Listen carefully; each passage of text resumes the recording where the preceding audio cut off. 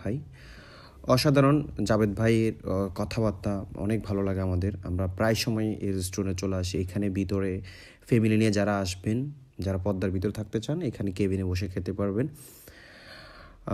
ওনাদের ডেকোরেশনগুলো অসম্ভব সুন্দর।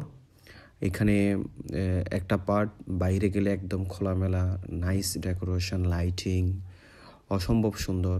এবং রেস্টুরেন্টে প্রত্যেকটা স্টাফের কথাবার্তা, ওদের সার্ভিস অনেক সুন্দর। ওরা ন্যাচারালি চেষ্টা করছে পরিবেশের সাথে একেবারে ফুল ন্যাচারাল ট্রাই করছে মানুষকে ন্যাচারাল ভিতরে বসায় কীভাবে মানুষকে সার্ভ করতে হয়।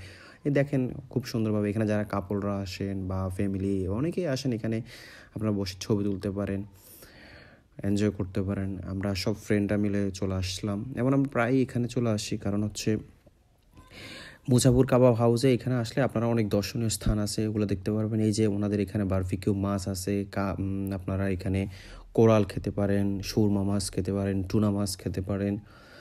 সুন্দর সুন্দর করে ওনারা ছোট ছোট করে এখানে কেবিনগুলো দিয়ে রাখছে।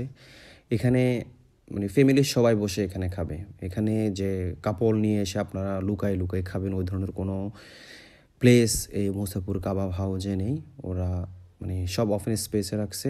আর ভিতরে যেটা রাখছেন ওখানে শুধুমাত্র ফ্যামিলি যারা পদ্মার ভিতরে থাকতে চায় তারাই খেতে পারবেন। মুসাপুর কাবাব হাউসে আসলে আপনাদের সুবিধা হবে, কোম্পানিগঞ্জে যে দর্শনীয় স্থান আছে মুসাপুর ক্লোজারে এসে ঘুরে যেতে পারবেন।